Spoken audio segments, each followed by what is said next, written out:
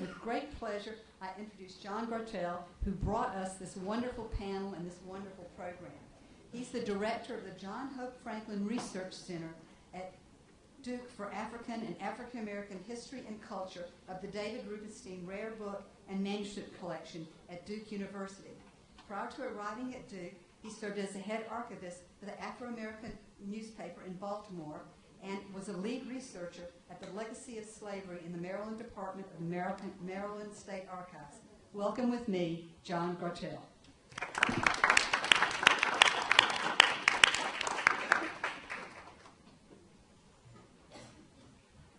Thank you, Joanne. Welcome, everyone. You can talk back to me. It's okay.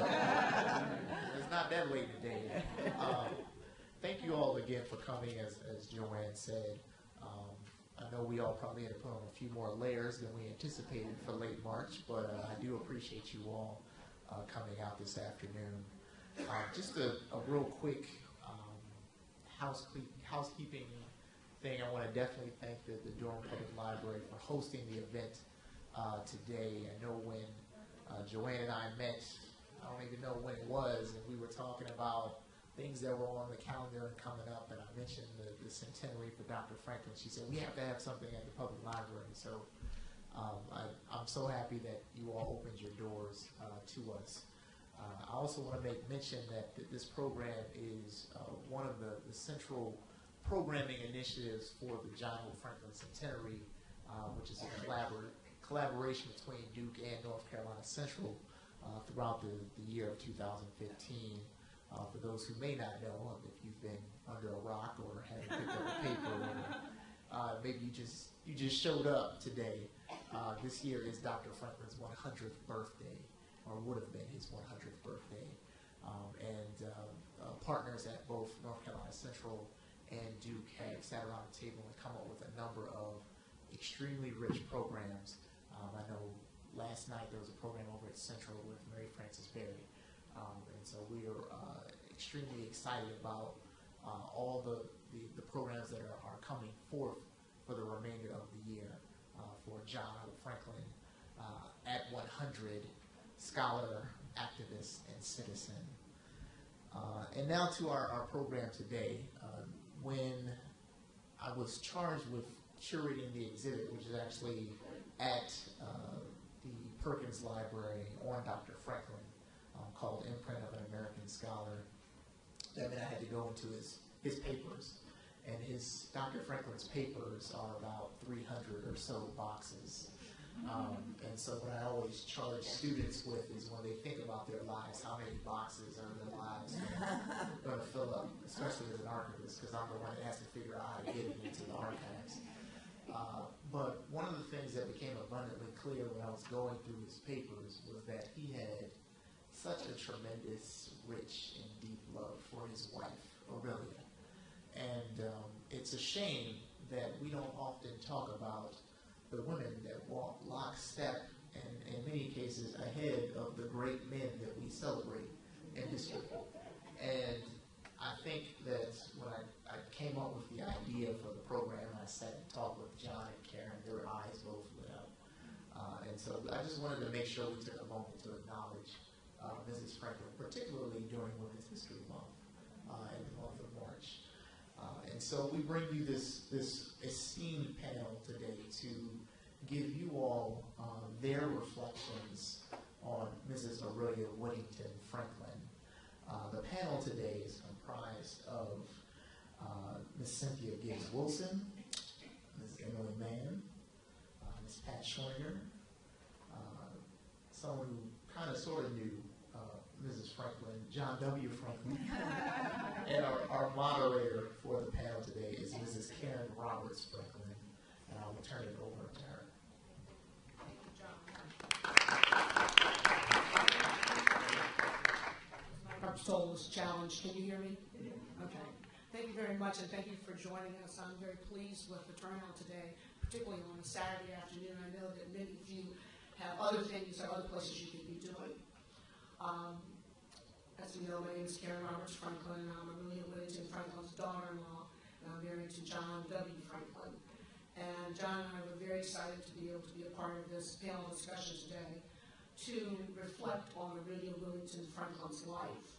And we thought who would be asked to do this. We thought first, Cynthia Gibbs Wilson is Aurelia's niece.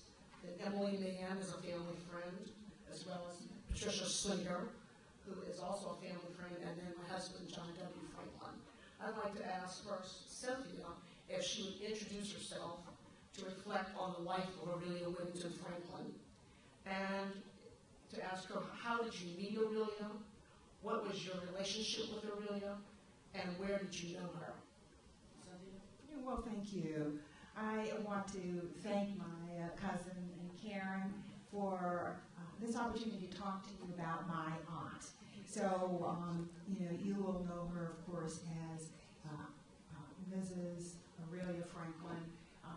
Behind closed doors, I know her as aunt. And so it is very fulfilling for me to be able to tell you a little bit about her as speaking as her niece.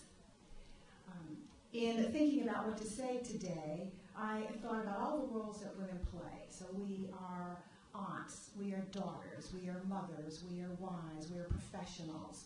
And so I said, which lens to share with you about Aurelia Franklin?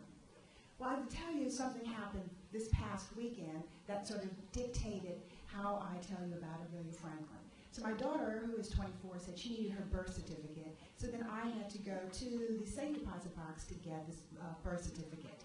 I located it, and then I came across this journal that I hadn't looked at before. So I flipped it open, and there in my mother's hand was something written about the time that I was born. And of course, then I was captivated. And so she had in there, baby girl born June 29th. Only time you can say your weight, I was 7 pounds, so something.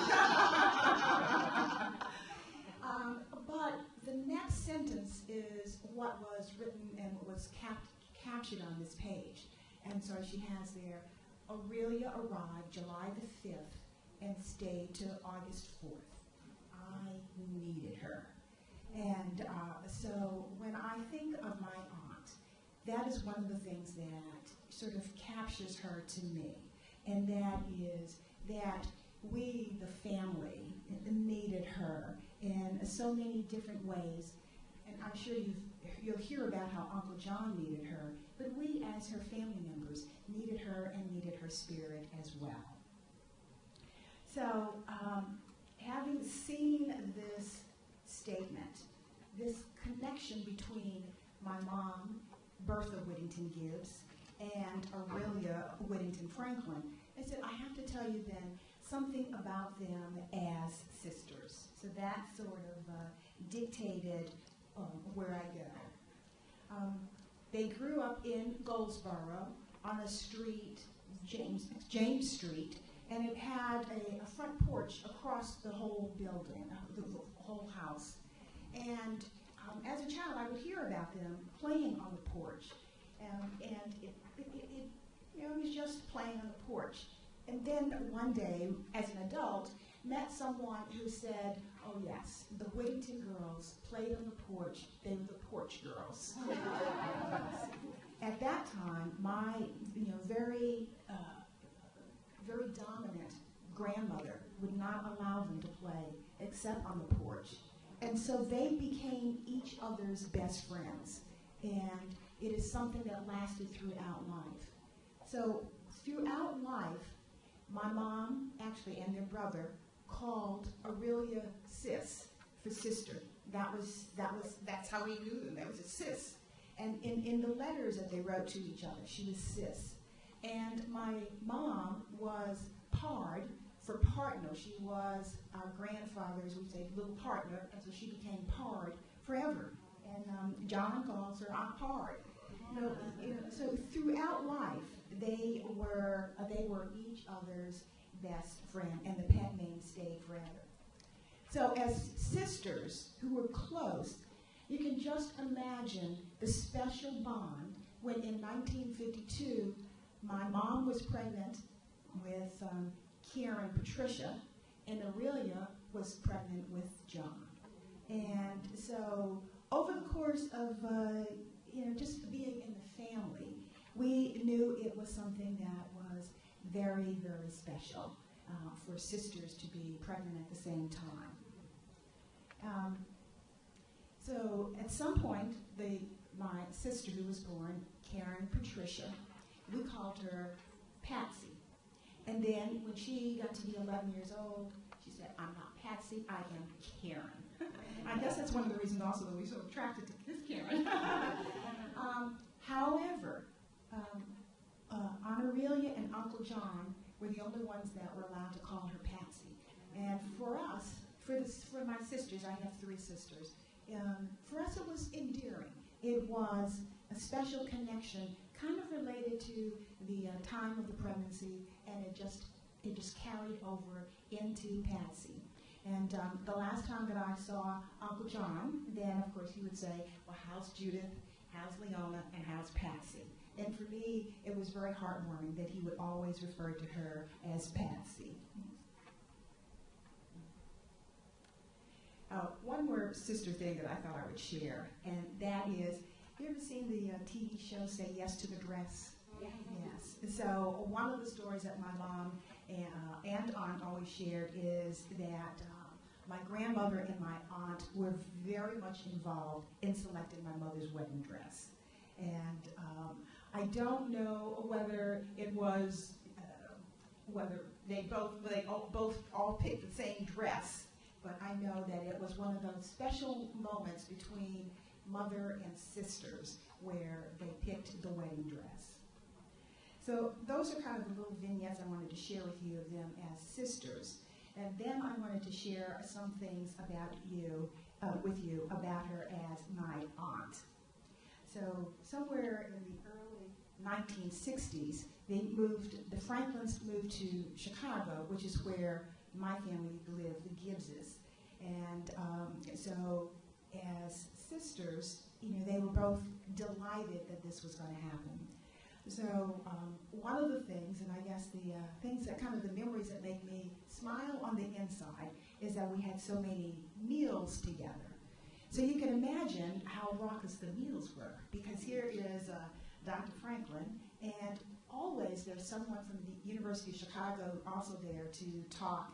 I would say that I learned about the destruction of the Black Wall Street in Tulsa, sitting in the living room and listening to my uncle and others talk about the destruction of all of the black businesses. So raucous times. Well, as a kid, I mean, maybe I'm 13, 14 or so, I always, wanted to maybe sneak away from that room and go into the kitchen and spend a moment with Aurelia. Because the kitchen was like a spiritual place. It was very special. And she was in the kitchen by herself. And she worked magic. It's just amazing to think all of the meals that she could prepare. So anyway, so I would go and be able to spend a moment in her space. And that was always very special to me. Now, they have to tell you that she would, I may have as much as 5 minutes. That's probably as much as I could get. And then she would send me back into the living room. And at the time, as a kid, I thought it was because, we're supposed to be in the living room. That's where the event was taking place. But, I think that as an adult, I was thinking, maybe she needed the space so that for herself as well. But very special to be in the kitchen with her, watch her cook, and just be in her space. The meals were very special times. So for the meals that we had together, the tables were always set. Gibbses and Franklins, we did this. Set the table, there were glasses, water glasses, and there was a salad fork. For us, it was just the way it was supposed to be, and cloth napkins. And so it just was. And then, then as years later, so I'm married, and my husband would say to me, you're ironing napkins. And and I was thinking, it is part of the Aurelia that's in me that, For some things that, just a cloth napkin makes it very special. And then one more thing I wanted to share with you, and that was, so the Franklins traveled, of course, all over the world. And as our aunt, she would bring things back. And things that my sisters and I remember, she brought back from India this wonderful silk fabric, silk that saris are made from. And, for us it was just wonderful to touch, wonderful colors, and just wonderful to see how the fabric kind of flows on your body. And to this day, I love silk. And like my husband say, you're ironing a silk blouse. When they came back from United Kingdom, and then, of course, also they brought, my aunt brought for the Gibbs girls something in wool plaid. So there was a beret, a purse, a skirt. Each of us got something different. And a very special memory for us, you think Pendleton wool, so it was heavy wool, but just lovely. So at the celebration of life for her, my sisters and I all wore earrings that had plaid on them because that memory was just such a wonderful memory. So when I think of my aunt, I think of the day sprinkled with wonderful little memories of things that make you smile on the inside. Things that are separate from who she is as Mrs. Dr. Franklin, but who she is as the aunt who gave us special lenses into the world in terms of other countries, and then also a special lens into our own mother, and also lenses into her mother, which ultimately is a lens into who I am. So very honored to have been able to reflect and then be able to tell you a little bit about how Aurelia's legacy is some of who I am today. So thank you, and thank you for letting me do this.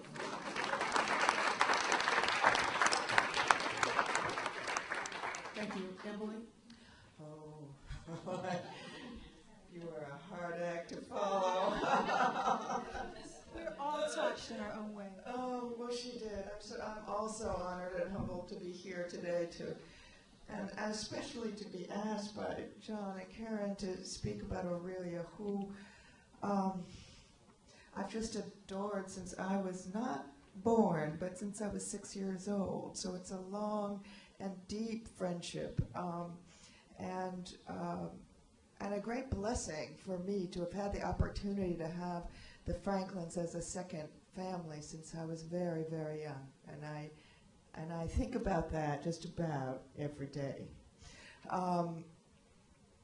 The Franklins and the Manns became good friends. The parents became best friends first in 1958 when John, Hope, and Aurelia and my mother and father were invited to go to the Salzburg American History Conference in Salzburg, Austria, the first Jews to be asked and the first African Americans to be asked. They met each other there on the plane going over. They bonded for life and had one of the most amazing few weeks of their lives. We hear about it still. My mother, thank goodness, is still alive and actually sends her love today. She is so thrilled that Aurelia is being remembered and loved today. And she said from that moment on, we were family. They may have had a fantastic time because they left the kids at home. Was one of the first and only times, right? We were not invited. A second sort of amazing moment I wanted to share, just to give you a context of how close the families were and still are, is when John Hope called my father and said, the American historians should march from Selma to Montgomery. And my father, without hesitation, said yes. And I remember holding my mother's hand tight as the plane was flying off. This was after Bloody Sunday, and I was terrified. That was the last time I would see my father. And I remember saying to my mother, why is Daddy leaving us and risking his life? And she said, well, because we're family. She was really tough. She said, we're family. John Hope's people are our people. And Franklin's would do the same for us. Period, the end. And that was like, put it all in perspective. That was simply the truth of our lives, and certainly how I've lived my life ever since. We moved to Chicago not too long after that because, as you said, we were recruited. John Hope was living there, and Aurelia and John. I always called John Whittington Whit as a younger man. That's what he was as a child, he was. And it got to a point where John Hope said, come on, you have to leave your quiet little place in Massachusetts. You have to come to Chicago, and you can't be away from us, basically. We were recruited to get there, and in fact, we went, and we lived like a family from that time on. Every week, we would go to a Chinese restaurant in Chicago's Chinatown called Kingwa, the family. When my sister was only in Chicago 1 year, so she was the how many of us that make us 5 when we were beginning. Then after Carol left, it was just me and Whit with the parents, 2, 4. No, I've got my arithmetic wrong. It was 7 and then it was 6, right? This is 66 to 70. I don't know if you all remember, those were some turbulent times, but I have to say that it was another blessing that as a family, we struggled through the 60s together and came out the other side whole. And so much, of course, I have to say that John Hope and my father, 2 great, great American historians, challenged me and John and Carol to think clearly and state the facts and all of that. But it was Aurelia and my mother, I think, who kept everybody on the emotional path of sanity in so many ways, just always calming the waters, always smoothing the waters, always asking us what we really felt. We didn't have to back it up all the time with facts. And so we went, sometimes we were all together the night Dr. King was killed. We were together the night after Fred Hampton's Black Panther Party, and the Black Panther Party was wiped out on the south side of Chicago. We were together during the sit-ins at the different campuses. We were there, for the Kent State shootings and the Vietnam War explosions, the Weathermen, all of it. And we talked through all of these times together, and I feel this was my real education as a young person and an extraordinary experience. But Aurelia was always the quiet one with her, you've seen her, the pictures, or some of you knew her so well, those eyes that you could just fall into, you look into her eyes and you fall down. And she had a genius for listening. She was a deep, deep listener, so that you could, and I often got in trouble doing this, which was to tell her anything. I could tell her absolutely anything. She would listen, she would encourage, and of course, in that way, I would often spill the beans, what I was really doing. Nobody else knew but Aurelia Franklin knew. But my favorite Aurelia story is this. I was terrified in high school of standardized tests. I didn't do well on them, and I knew a lot, I couldn't get very far without doing well on them. I wanted to go to college, I wanted to do well. And so I was in one of them, and I don't know whether I was just feeling sick, as I said I did, or whether I was getting everything wrong and knew I would do really badly on it, or whether, I don't know if I should out myself today or not, I had smoked a little weed beforehand. This was the 60s, right? Anyway, I was looking at the paper. It was swimming in front of me, my eyes. And I told the counselor who was watching us that I was really ill and I couldn't continue. So they said, well, you cannot leave unless you are escorted to your family at home.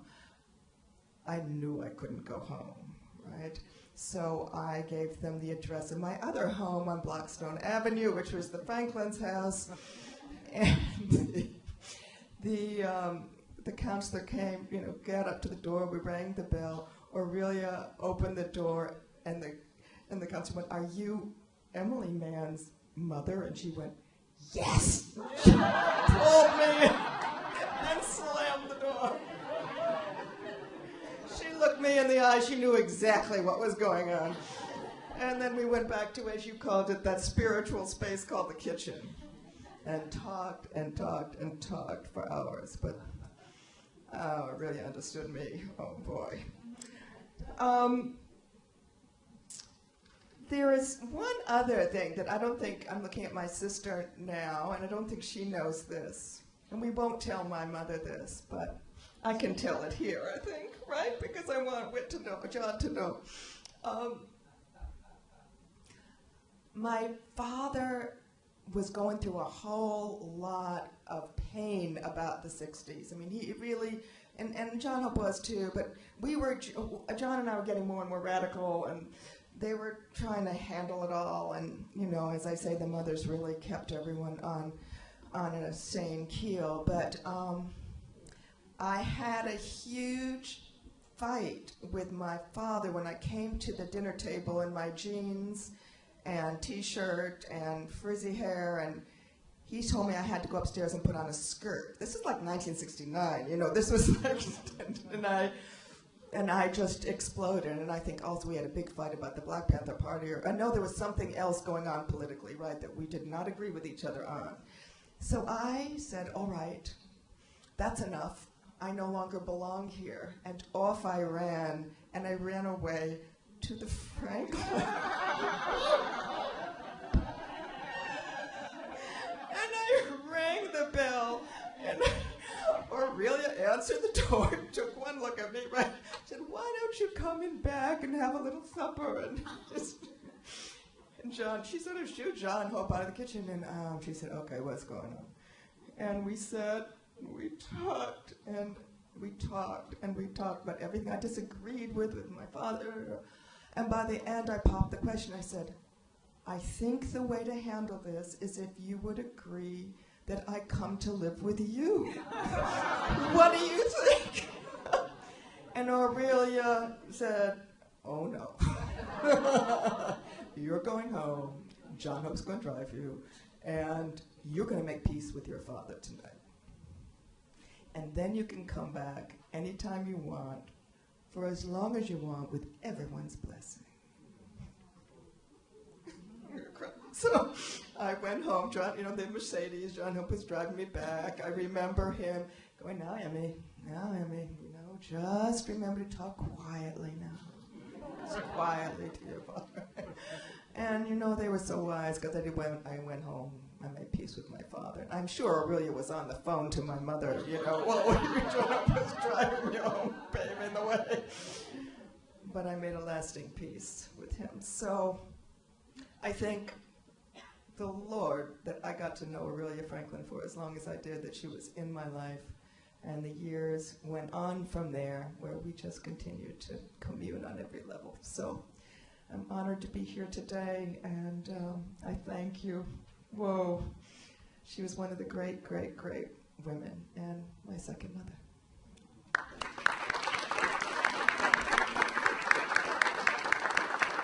Thank you, Emily. Pat? Thank you for all you being here. These stories are wonderful. My husband and I moved to Chicago. He was a student of John Hope's. In the fall of '66, he took his first course with him and fell in love with African American history. We come from Colorado at that time. And we lived as dorm parents, and Burton Judson, next to 63rd Street. Oh, There was yes. a Chinese restaurant around the corner. I know. Anyway, I met the Franklins the following spring when Lauren became John Hope's research assistant. And they invited us for dinner, which was just, that's the way they were. So Yep. we met then. Their dinner parties were always just wonderful. They were actually just like the dinner parties I grew up with, because the man always was at the end of the table cutting the meat, and of course Aurelia was fixing everything and making sure everything was just right. Often your grandmother was there, Mrs. Whittington, and she was quite adorable. She was a kindergarten teacher, and didn't you think she was adorable? Yes. She had ringlets, and she just had the sweetest nature, and John Hope would just, flirt with her a little, and she'd giggle, and she was a wonderful woman. Anyway, the experiences, and again, I would go in the kitchen and try to, offer my help before dinner, and the amazing skill that Aurelia had, and she was so quiet, and everything got done. It was amazing. I mean, most people would be hysterical because it seemed like when you came, there was always a couple extra people that showed up. And she would just roll with it.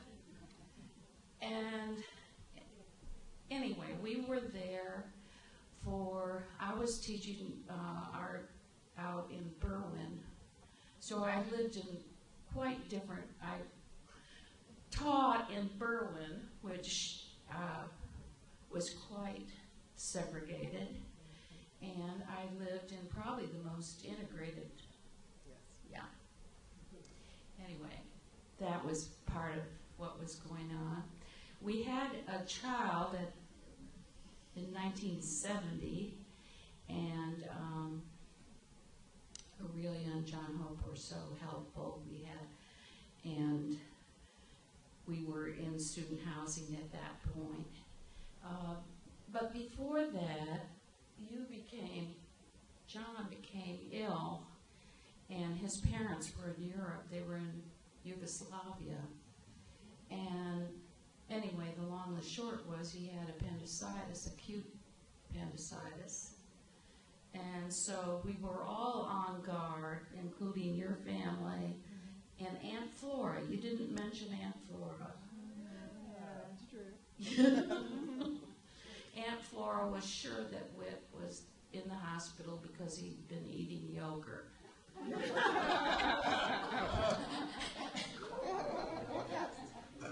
But at any rate, fortunately, what? She didn't eat yogurt. No, she didn't.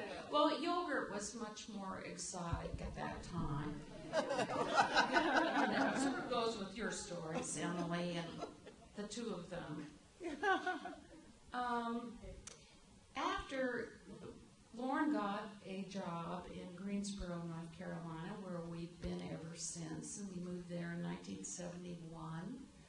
And so in the 70s, we did see the Franklins a couple times, but not, of course, like before when we lived around the corner. And then in 1980, they moved to Durham to retire. And lucky us. We would by then we had 3 kids. We put them in this old green van and go over to Durham to spend, generally John Hope would cook out. He would grill something, and we would all be there, and as usual, just warm, wonderful times. Our 3-year-old son, this is the last story I'll tell, and it's so Aurelia. Our 3-year-old son needed hand surgery, and so I was going and it was at Duke, and so I was going back and forth for the preliminaries, and Aurelia would always say, well, come over and stop and see us, and we would, and anyway, the night before the surgery, we had to check in, and Aurelia said, you come over and have dinner with us, so you don't have to stay in the hospital till he falls asleep, etc. So we go over and have just the usual good time, family time. And as I leave, and Aurelia had given me great instructions how to drive from Duke to their house. She was so good at facilitating, making sure that everything got done correctly and people knew what they were going to be doing. That was her, at any rate. Just as I left to drive my 3-year-old back to the hospital, of course not too excited about any of it, she gives me a little jar with gin in it.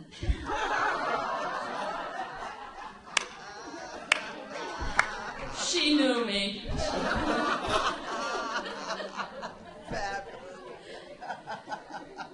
She just was a super, super person, and I'm so grateful I could share with you, and thank you.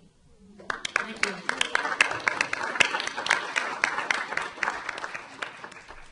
Well, you can see why I let them go first. They certainly knew Aurelia longer than I did. However, I would describe her, if I use 3 words to describe Aurelia, I would say graciousness, generosity, and warmth. And how I met Aurelia, so of course through, well, not necessarily of course, but it was through my husband, John. And it was through the Mothers Network. John was moving back to Senegal from Dakar to D.C., where he was born in D.C., so I was born in D.C. as well. We were actually born in the same hospitals, just different years. So much younger. And my mother, my father was a physician at Howard University, and John's father taught at Howard University. So they had an overlap in networks, in mothers' networks. And my mother's good friend was her bridge club together, Vivian Taylor, and Aurelia's friend, Marge Hawkins, knew each other from the 60s? From even earlier, I think back in the 50s. The 50s. And so Marge heard from Aurelia that John was moving to Washington. So of course, the Mothers Networks. So of course, my mother, Vivian Taylor, after hearing from Marge Hawkins, called my mother to tell her that John Whittington Franklin was had moved back to Washington. So then Vivian Taylor's son, who was one of my childhood friends, like with Emily, your relationship, the Manns, the Taylors, we had that similar type of relationship where we traveled together. Herbert's father was a chemist, my father was a physician, but Herbert was very social. He wanted to go to the National Medical Association, so he would travel with us so he could go to that. And so Herbert calls me, he was like an older brother. I have one sister, I don't have any brothers. Herbert called me and told me he was having a party, that John Hope Franklin's son had moved to Washington, D.C., and he was in grad school at Johns Hopkins, and this is in 1983. He'd moved in 82. Did I want to come? And I said, no, it was not a good time. It wasn't a good time in my life. And I told him, no, I wasn't interested. He said, well, it's John Hope Franklin's son. I said, I don't care if it's the Pope's son. I'm not interested. So finally, another childhood friend convinced me I needed to get out. It was Labor Day, 1983, and I went to the party and met John, and we hit it off instantly. Dance, but it wasn't a romantic connection. It was just a good friend. And he asked for my telephone number, and I thought, I'm just meeting you. But for whatever reason, I gave it to him, and then we established a very close friendship for 6 years. So, now fast forward, I met John's mother over the telephone, and how this happened. John had moved to New York from Washington, and my mother became ill in 1987. And I moved back to Silver Spring, Maryland, to care for my mother. And I told John about it, and I said, I don't know how I'm going to do this. I've never done this before. I was, in my early 30s.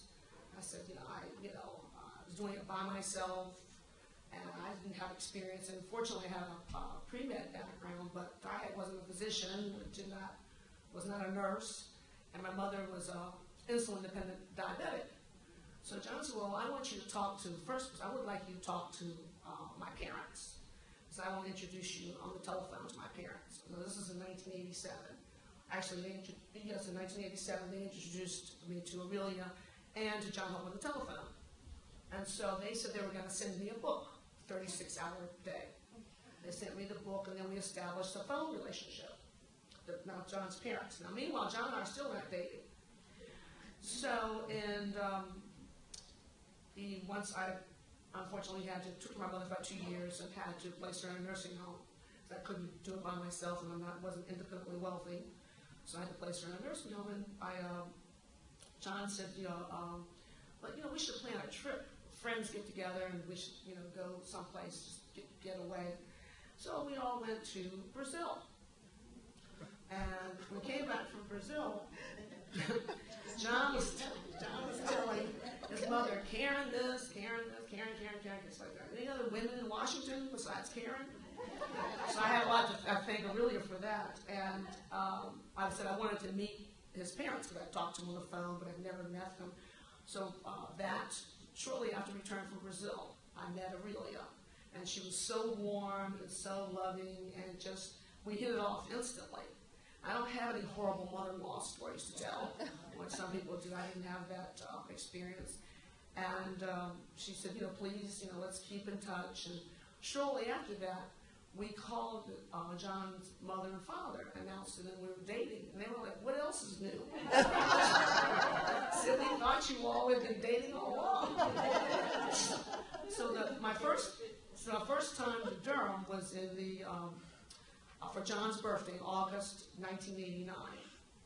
And Aurelia welcomed me very warmly and took me around. She gave me an assignment. She somehow thought I was going to help her around the house. She had her drapes cleaned and wanted me to help her hang them up. So we spent our time doing that. So we bonded. And the first thing I noticed that as soon as we had a meal, they would start talking about what are we going to have for breakfast. I said, what are we going to have for lunch? I said, we haven't even finished breakfast yet. What are we going to have for dinner? And she would plan the meals. Let's get our shopping list together. Let's go to the store. And then she had a birthday. I really arranged, of course, a birthday party for John. And we went to Angus Barn. And that's where John Hope and Aurelia introduced me to their friends in Durham. And family friends that had for years. And I just felt extremely welcome. Then the next time I visited was for Christmas. And this is Christmas in 1989. And they had an open house that January. We used to have an open house every year in January 1990. And they hosted a party, like I said, generally on New Year's Day. And in fact, that time I had met Rick and C.T. Powell in D.C. John had met them in D.C. And they told me they were moving to Durham. And I said, well, you have to meet my boyfriend's parents. So they came over that New Year's Day. And John Hope was turning 75 the next day in January 2nd. And I came down with the flu. And this is my first Christmas now in Durham. I came down with the flu. I was just feeling terrible. We went by a friend's house and they had champagne. I love champagne. Had champagne. I couldn't even drink any champagne. And John knew it was definitely ill.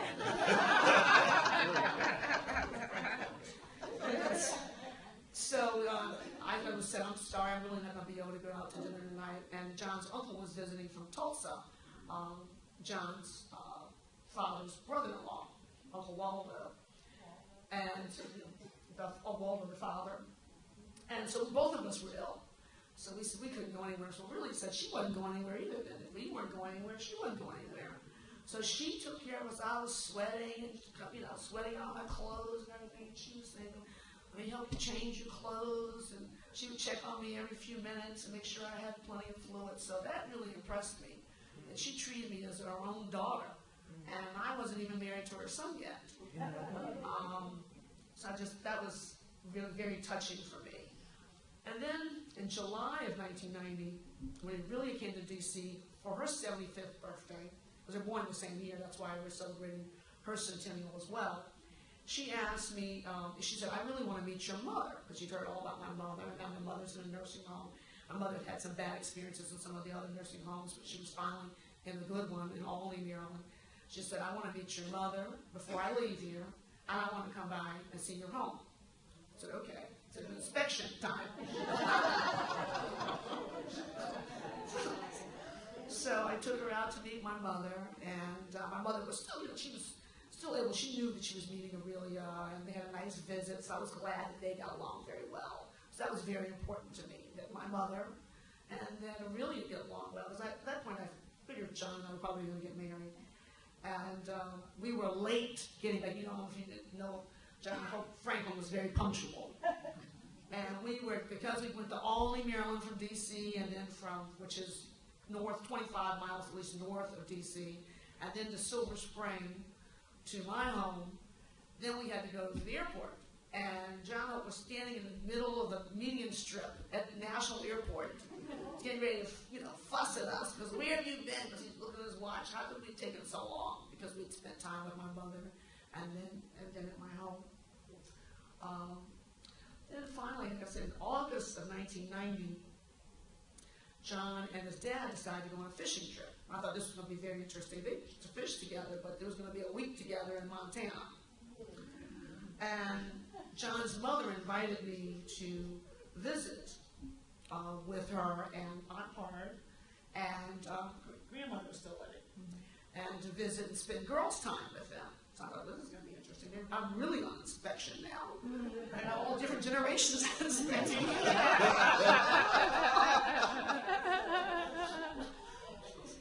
So, see, I do along with everybody. So we had a nice time. I asked them, I'd already talked to John's father about going to see cousins in South Carolina. He said, why don't you take a few days and take a not a purple sod, but a gray sod. John had a purple sod. Had a gray sod, and said, take my car and go on down to South Carolina for a couple of days. Well, I said, are you sure? I asked her, really, are you sure you're going to be okay? I'll just be gone for a night or two. She said, no, go visit your family in South Carolina. My mother's from Columbia, South Carolina. And I called, checking, making sure everybody's okay. She tells me they had a flat tire on, I don't even know where, if they were on what highway they were on, because she loved to drive and was quite the driver. They had a flat tire. So I thought it was time for me to return to Durham. I did not want John to hear about his mother and your aunt being on the highway someplace stranded. And then I guess finally, when John and I announced that we were getting married, of course they weren't surprised again. And we got married May 11th, 1991. Aurelia and I decided to use the same designer in Durham, to design our dresses. And there was a picture there we had a reception here that October. We were married in May in Washington, D.C. And she was just my mother was able to come to our wedding and wedding reception, so both of our mothers were able to be there. That meant so much to John. And to me, it was the day before Mother's Day. So Mother's Day always has been very special to us, that we can have both of our mothers at our wedding. And following that, we had John Hope and Aurelia had a reception for us here in Durham. And I broke my ankle 2 months after I was married. I was testing the vows. So I wasn't able to come to the reception until we had the reception for October. She was just a very warm and gracious woman, and I feel very blessed that I had her for my mother-in-law. Thank you.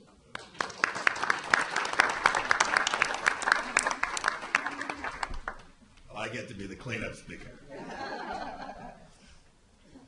I would would hope that before you leave, if you don't have the brochure, John Hope Franklin at 100, you pick up a copy. And we've termed the year centennial, John Hope Franklin at 100, scholar, activist, citizen. And Emily referred to my father organizing, this is what you, Bill, didn't you say this? My father organized this group of U.S. historians to go to Selma. And there's a picture that has Arthur Mann, Emily's father, holding the sign that says U.S. historians. And Dad's in the line. And Bill Luchtenberg, who, with whom Dad taught law school, constitutional history, is hiding behind the umbrella. So it's interesting history in the one picture. My mother taught me many things. And with my grandmother, she taught me to read very early because she made sure as a librarian. Now, Karen's mother was a librarian. Cynthia's mother was a librarian. My mother was a librarian. You get this picture? We have rich collections of books. And they made sure that we had children's books. So she taught me how to be independent very early. You go this way, I'll go that way, we'll meet over there. She taught me how to observe. We'd be riding in the car and she'd say, 2 stoplights back, what collar hat was the man wearing on the right corner? So I'd have to be looking at everything at all times, not knowing what I'm going to be tested on. And so when she and Dad and I went somewhere, we'd be looking at everything, everybody, and we get back in the car, and Mom and I would talk about what we saw, and Dad said, I didn't see any of that. It's a very useful skill to have, I must say. I didn't realize I was being trained as a second cook. But I learned to measure, roll out the dough, peel the carrots, peel the potatoes, get the right pots, bowls, and tools, how to organize the ingredients, how to read the recipe, and how to complete the task. So not only did I get the basics of all the parts of the cooking, my grandmother, our grandmother, I was the only one in our immediate family that she would let in the kitchen to taste before it's served. We do a test cake. And then we taste it and she'd say, what does it need? And then we change it up and then put it in the oven. So that's the training my mother had with her mother, and then she put me through that same training. She taught me how to entertain because there were only 3 of us. And because Dad traveled so much, he would say, okay, Emily and Gary are coming in tonight. You know that Emily's a vegetarian. I'm just making this up, but they say, so-and-so's a vegetarian, so we're going to cook an all Indian vegetarian meal today. And my father would have made breakfast. My mother's sitting at her place setting with a notepad. And we say, okay, for Gary and Emily, we're going to make this vegetarian Indian meal. I'll make the okra, and my father said, I'll make the okra and tomatoes and a potato curry.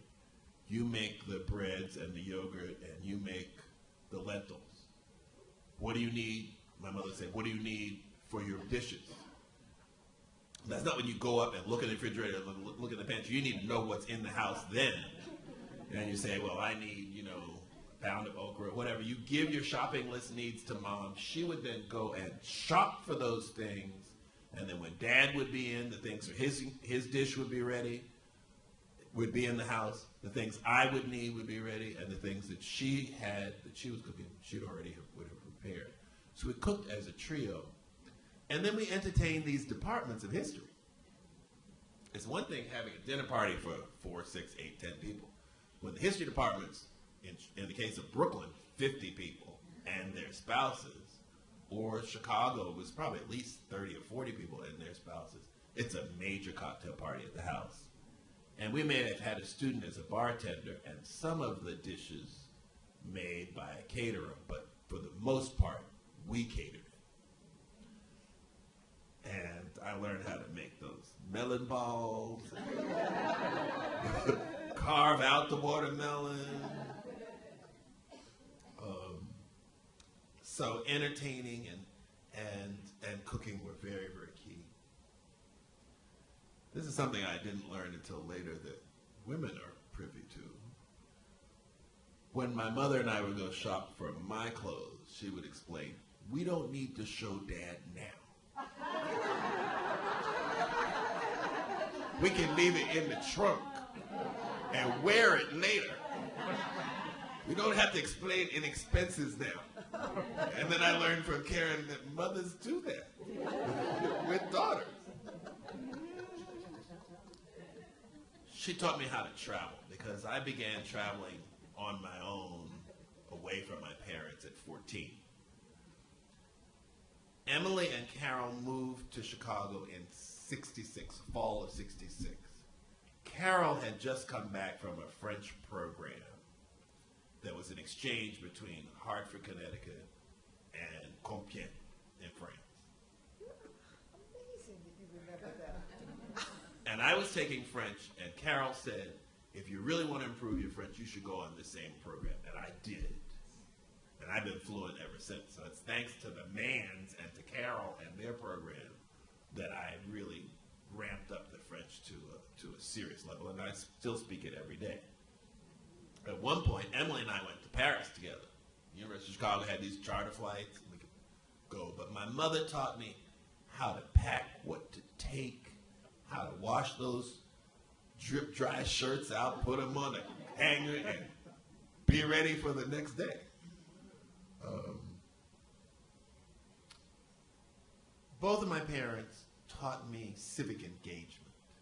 I assumed that everyone's parents were on boards and commissions. My mother was involved with Faculty Wives, both at Brooklyn and in Chicago. And I met a gentleman at a birthday party earlier this year, and he said, "You're Aurelia Franklin's daughter, son?" I said, "Yes," because most people say, "Oh, you're John Hope Franklin's son?" I mean, and that's a good conversation, but very few people come to me and say, "You're Aurelia Franklin's son?" I was on the board of Chicago Child Care with your mother, and she fought for those children. So it was just wonderful to hear reports back like that. She, when both Karen's mother and my mother, when we were in these integrated school situations, we were the first or only African American children in our respective schools. Our mothers left working in schools to be home to handle any issues that might arise when we got home, calling me in or any of those kind of situations. So it's not until I got into high school that my mother resumed her library work, and it was with the Weilers Children's Hospital Library at the University of Chicago. And then when she and my parents moved back to Durham. They had lived in Durham. They lived in Raleigh from 40 to 43, and in Durham from 43 to 47. And then they moved to D.C., and then New York, and then Chicago. And then 80, they moved back to Durham. And my mother became involved then with the North Carolina Central Museum Board, the Thursday lunch discussion, and the Triangle Links. So she was always involved in civic organizations, women's organizations. She was deeply involved in our church when we belonged to a church in New York. And so I saw these many, many different aspects of my mother. I'll stop there.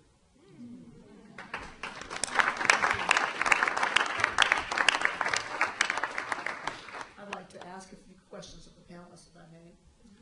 Cynthia, what would you describe as your favorite memory of Aunt Aurelia? Well, it would have to be in the kitchen. And I would say my favorite memory would be sitting in the kitchen and watching her make macaroni and cheese. So now, because there are so many different ways of making macaroni and cheese. And so the Gibbses made it very creamy, and she made it dry. And my memory is sitting at a table watching her, and I'm young, so I think this may have been New York, not necessarily Chicago. And the dish is like a clear Pyrex dish. And so she cooked the macaroni, and then she would cut the cheese and place it, and then pour the milk on top. So I have this vivid memory of watching the milk kind of go through the macaroni. And I would say to this day, my ears always perk up when I listen to and watch on the Food Network, a different recipe for macaroni and cheese. But it is the macaroni and cheese, but it actually was kind of like being and sharing an experience with her. And that's kind of the first memory that comes to mind. Thank you. And Emily, could you describe your mother's friendship with Aurelia? Oh, that's a very good question. I know when you and John were looking through the papers that you sent that beautiful note that she wrote when John Hope passed about all the intimate conversations she had with Aurelia. And before I came, I went just yesterday to see my mother. And she was fiercely loyal to Aurelia. Aurelia was very quiet, and often they were in women's groups together. And she said that she would often, when people were liking to hear themselves speak, she would always nudge Aurelia and just say something. And Aurelia would say like one perfect sentence. I wish I could give you a real, because I didn't get this from my mother, wish I had, and I will when I go home, where she said she'd ask Aurelia just to say that there'd be one perfect sentence. Everyone else was speaking in long, long paragraphs and everything else. She would just nail it with one sentence, and everyone would be quiet and go, oh. This is kind of what they had. There's so many things, but there's one anecdote. And what about, what were your experiences with Aurelia in North Carolina? Did you ever visit? Oh, yes. North Carolina? Talk about your Chicago experience. Yes. Well, this one, it's so interesting that I would think of this as a favorite memory, but it was one of the last times that I saw Aurelia, and she was, her short-term memory was not so good. Her long-term memory was perfect, completely observant and perfect. And I remember sitting down for tea with her one afternoon. I had come because I had written a play called Having Our Say about the Delaney sisters.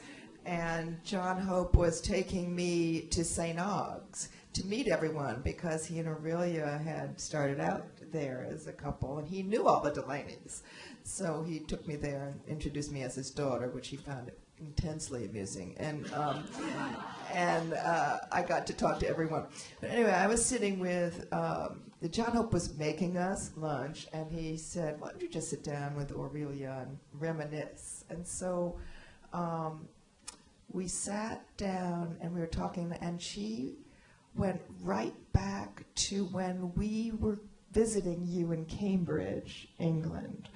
And I remember when we arrived there, Whit came bounding out in his short pants. He was wearing his, because that was the uniform for his school, short pants and this purple and black striped blazer, right?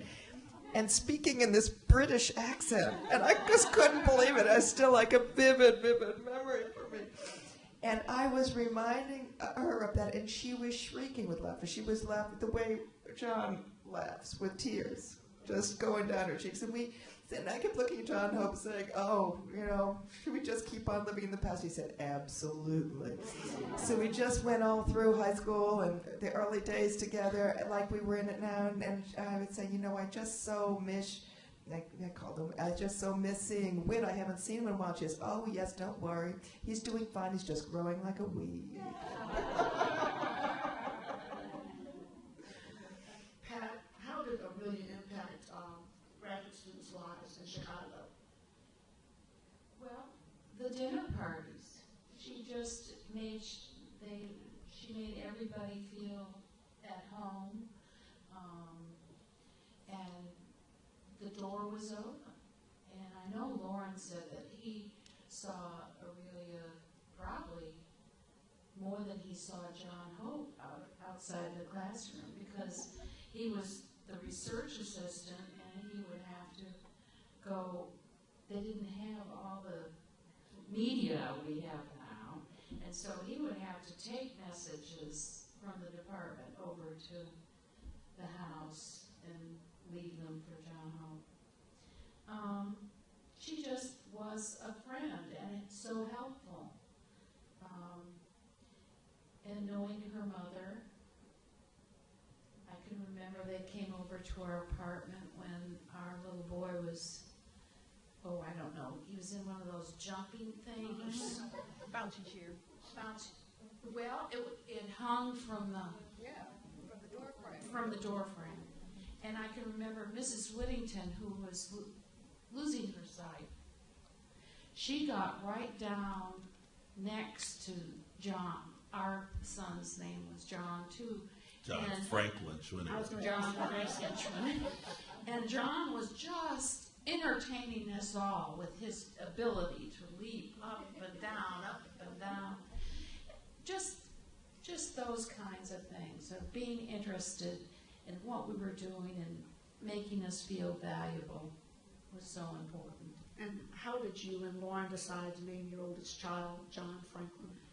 Well, our last name is Schwinniger. And I thought that it would be easier for the kids if they had a fairly simple first name. And then I just thought John Hope had been so influential, and then John Franklin. And actually, Franklin is also a Schwinniger family name. His grandfather's name was Benjamin Franklin Schwinniger. And yes. And my brother-in-law is Lee Franklin Schwinniger. One of my sons is James Franklin Schwinniger. So it goes. It worked. We love it. John, I want to ask you, what impact do you think that your mother had on your father's life? Well, That's a good question. before Lauren, she was his proofreader, editor, and research assistant. When he had been asked by Alfred Knopf to write this history of African Americans in 45, he was under pressure to get it out by the fall of 47. And she said, you've used all the resources that Stanford, Warren, Duke, Central have. You need to go to the Library of Congress. We can live on my salary for this period of time, and you go up there and work on this book. So he refers to that as the Aurelia Franklin Scholarship.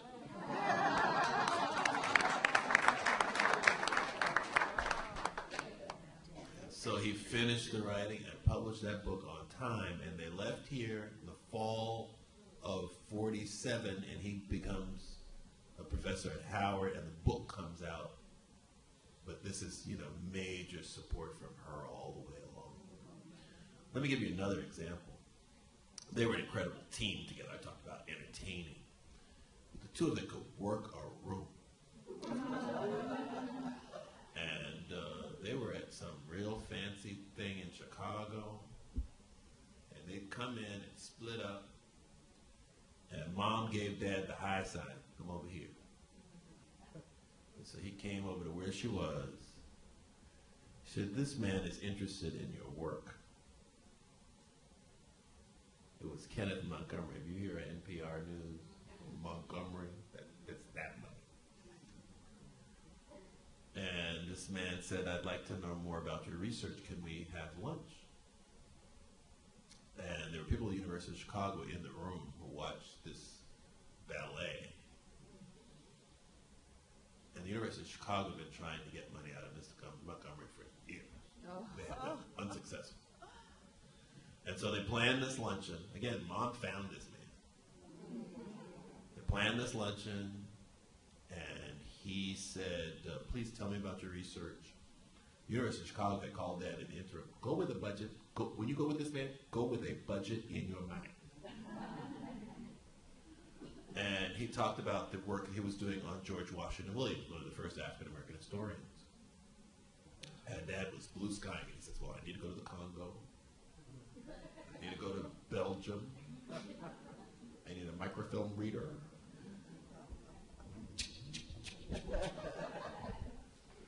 And Mr. Montgomery said, well, I'll establish an account.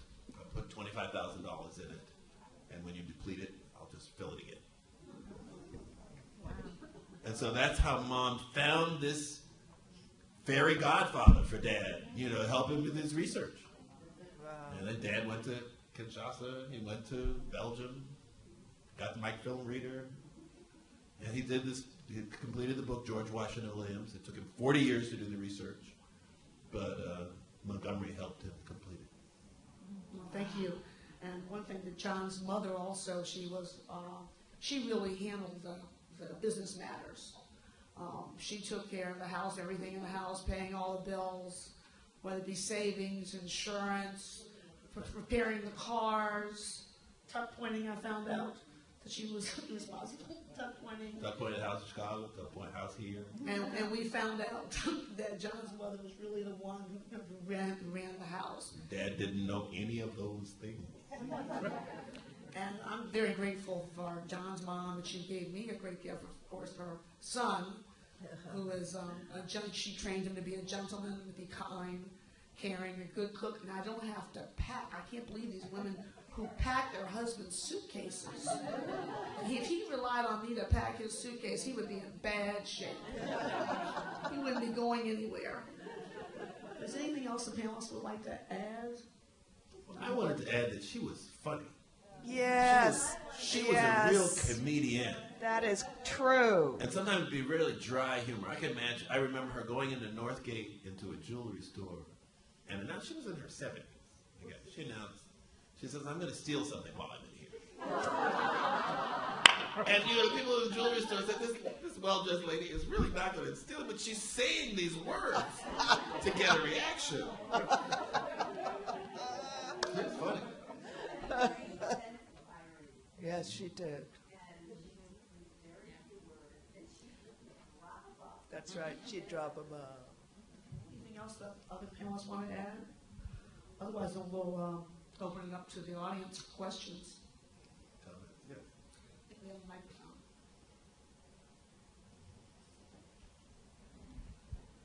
I'm Peggy. Or comments. I beg your pardon? I said questions or comments. Well, comment, really. I'm Peggy Hardy, and I graduated from Spingarn High School while your mother was the librarian. Oh. So I have a picture in here of her. Oh. Yes, and I'll bring it. And I think there's also a full, I couldn't find it at this moment. I think there's a full page photograph of her, probably the same one. But she was my librarian, and when I first met your mother, it was in the 80s here in Durham, your mother and father. Your mother looked familiar, and I kept saying to myself, she looks familiar, and the name didn't mean anything, And it was a friend of mine who graduated with me from high school who said, you know that's our high school librarian, don't you? And I went back and got my yearbook. Oh, wow. Oh, wonderful.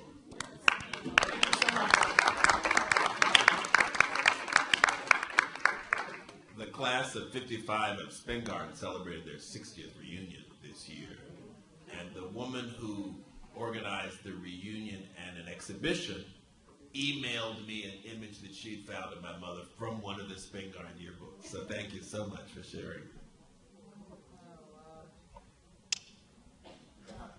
I I would like to know what happened to the booklet that John Hope wrote after Aurelia passed about their life together. And I remember in there he said, whoever got home first started the cooking. Do you remember that book? Yes, it's called For Better or For Worse. Yes. They wrote it as they approached their 50th wedding anniversary, Yeah. which they decided to go back to Brazil to celebrate. Okay. And they published this booklet. My father published this booklet after they passed. After Yes, she passed, yes. with images of them that include some of the images here. The Yeah. oldest image that you might have seen was of them sitting on steps as freshman sweethearts at Fisk. That photograph appeared not only in the booklet, but my father asked the same artist who did the portrait of him that hangs in Perkins Library, Simi Knox, to do a portrait of my parents together as freshman sweethearts. And they went from the black and white picture to a color oil painting, which is very challenging. But it hangs in the Duke Library, in the Fisk Library now. It's named for both of them. He sent me that booklet after Aurelia died, and I have passed it on to one of the good ones in Tulsa. Oh, thank you. Yeah, thank you. Thank you so much. There's a gentleman in the second row as well who needs to say something. Who has the microphone? Oh, they're working the back now. I'm here with my sister because our maiden names are Whittington. And I, all my adult life, tried to make effort to reach all the Whittingtons that I could find. And today I'm listening and I hear family names. I have a sister named Leona, Patricia. Patsy is a name that we use. There's several Patsys. And so much of the, I guess you could say, the civic and particularly the area of education, travel, that this world is a lot bigger than this little town that you live in. And I tried my best to get a chance to meet her, but unfortunately didn't. That's why I'm here today. We look forward Almost 80, but we look forward to speaking with you after the program. Thank you. thank you.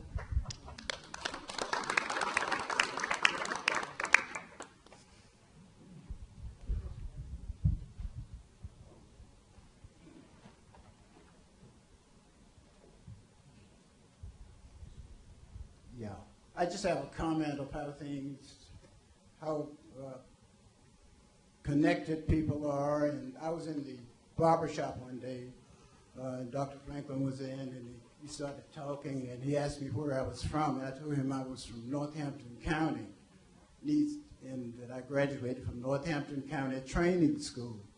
He said, "Oh, that's where my wife worked, I don't know how long, as a teacher or a librarian at Northampton County Training School."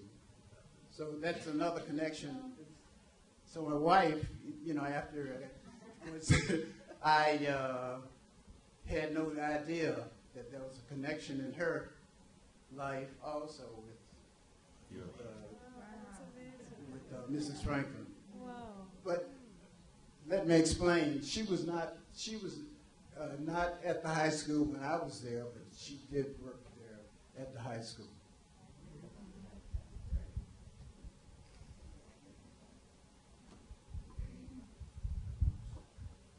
Thank you all so much. This has been absolutely wonderful. I really am hoping that, since Aurelia was one of the few graduates, 186 from Hampton, and we've heard so much history here, and I know you're a great writer. I loved having our say. I saw it as a play also after Camille Cosby bought the rights. Right, that was I nice. do hope that this will evolve into a book on Mrs. Franklin. I think she's so deserving of it, and there's so much, even here, that is known about her. So I'm just hoping that you will please put it in print for future generations.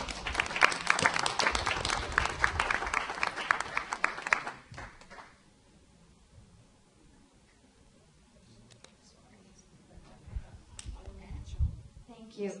I'm Jeanette Stokes. I'm from Tulsa, and it was lovely. After Mrs. Franklin passed, sometimes I would run into Dr. Franklin in the grocery store and say, I'm Jeanette Stokes, and I'm from Tulsa, and he was always very friendly and would stop and talk. I'm wondering if any of you have stories of her Mrs. Franklin's visits back to Oklahoma. I mean, most people on the East Coast had never met anybody from Oklahoma.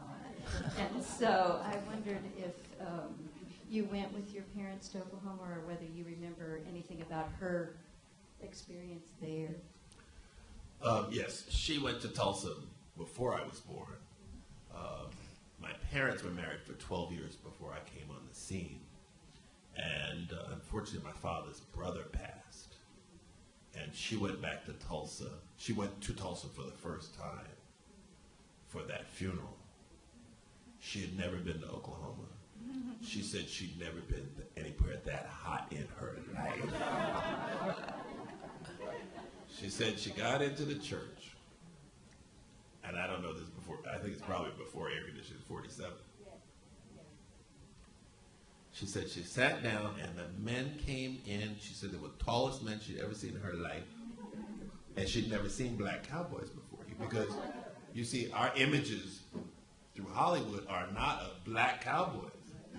But my father's people were all black ranchers and black cowboys. My grandfather used to take the cattle up into Kansas and Colorado.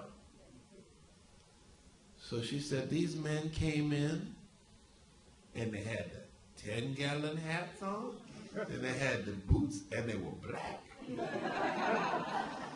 And she said it looked like they tied the horses up in front of the church. I wasn't there, but that's an Aurelia story about her first visit. John, do you remember all the libraries that your mother taught at? I know the ones after I came on the scene. I know that she began in rural North Carolina, as you heard earlier. She taught in Goldsboro. She was a law librarian here at Central. And then they moved to Washington, and she is a librarian and teacher before Spingarn in the Prince George's County Schools. And when Karen and I went through my mother's papers in the John Hope Franklin collection at Perkins, we came across, I was just talking about this with Pat, the Prince George's County Superintendent of Schools rejection of her request for maternity leave letter. She had kept that letter. She kept a lot of things, but that was a really interesting letter. Right. And then she became, because they denied her that maternity leave in 52, in spring of 52, after she returns to work, it's not in Prince George's County, and that's when she becomes the first librarian when Spingarn opens. So she worked at Spingarn until we left for New York in 56, and then she doesn't take up formal library work until Chicago. And I want to make sure that you all understand that Karen's mother was a librarian. Cynthia's mother was a librarian, and my mother was a librarian. Very special group of children. John and Karen, I'm from Goldsboro, North Carolina, and I went to Dillard High School over here. I went to Dillard High School. I was after she was a librarian. My question is, did she make it back to Goldsboro, and when did she make it back to Goldsboro? The last time I can recall returning to Goldsboro with my mother. Now, part of the independence that I experienced was coming by train from New York and D.C. with my mother to Goldsboro. And then we began flying here and then renting a car and driving to Goldsboro. But my grandmother, after my grandfather passed in 67, began spending more and more time with us in Chicago and less time in Goldsboro. And when she eventually sold the house on James Street, we went one final time with grandmother, and it was my grandmother's only opportunity to eat in a restaurant in Goldsboro. Because she had lived there during segregation, she'd never eaten in a restaurant. The restaurants in Little Washington, weren't tablecloth restaurants. And there are other places we had to go to the back door and get the food that you ordered. So my last memory of my mother being in Goldsboro is with my grandmother. And my grandmother passes at 92, at 102. So this was in the late 80s, I want to say.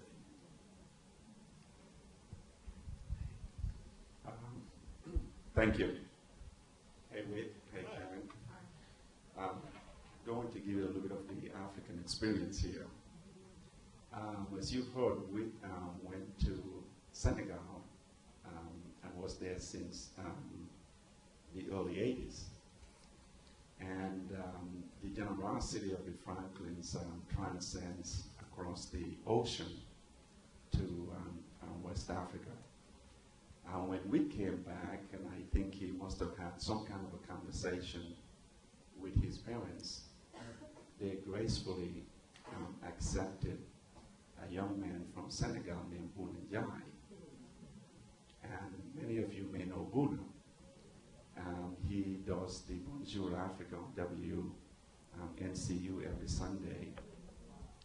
And Bouna was registered with Dr. Franklin in 1983 at NCCU. And I was in line trying to register, and all of a sudden I saw this distinguished gentleman, and it seemed like I had known him from somewhere, but I've never met him. But it seemed like I just knew him. I searched my mind, and I searched my mind, and I couldn't remember where I met him. Well, he was in line trying to register this guy that spoke French, and his English was a little shady. So I said, well, let me just interject and see what I can do. So I went up to Dr. Franklin, and I said, my name is Yusuf Assi. And Bouna jumped and said, what? It turned out I was the only person at NCCU's campus that spoke the language that he spoke from back home. Dr. Franklin immediately asked me and invited me over to his house. And that's how I met Bouna, through Dr. Franklin and through Witt's and Mrs. Franklin's generosity. Bouna and I were Muslims, and we used to fast. Both of us were about 95 pounds wet. And we would fast for 30 days during the month of Ramadan. And Mrs. Franklin would fix us steaks. And Bouna and I would sit there just about lick the bones of those steaks. And so when you're up there talking about cooking at the Franklin's house, it is one of those memories that I still cherish today. I've spent almost 40 years in the United States, and part of my development and my achievement, I owe largely to the Franklin family. Dr. Franklin and Mrs. Franklin just loved education. They love supporting people, and they made life easy for students.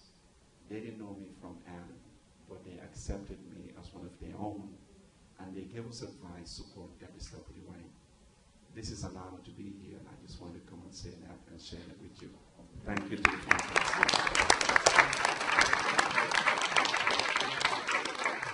That tradition actually began when we were in Chicago. We lived a block from International House on Blackstone Avenue. And there was a group of social workers that came absolutely every year. And part of the social workers' experience was to live in American families. These were people from Asia, Africa, Europe, South America. And they had to experience living in an American home. And so our family volunteered each year, and we had people from India, people from Uganda,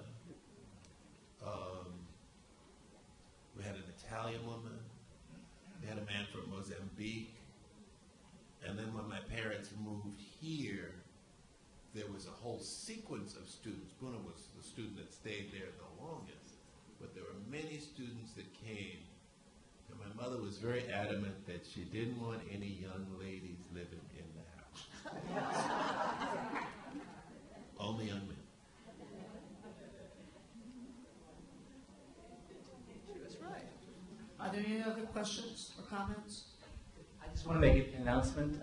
This is Bill Chafe. I'm co-chair of the Duke Celebration of the Centenary, and we are having a great lecture on Wednesday night with Evelyn Brooks Hickenbotham, who is also a part of this family. And she is dear close friends of all these folks, and she is going to be talking about John Hope's career as an historian. She is the author, co-author of the latest edition of Slavery to Freedom, and she's going to give a great lecture at 6:30 at Sanford, which is on Science Drive, coming down from 751. And there's free parking there, and we hope you all can come. And thank you very much for a great program. Thank you. John Buttrell?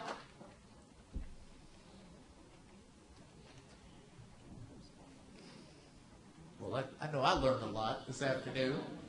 So again, thank you all so much for sharing your personal stories with us. It was most appropriate that we had this in a library, obviously. And thank you all for coming out this afternoon. And we'll see you at the next event, hopefully on Wednesday night. Thank you.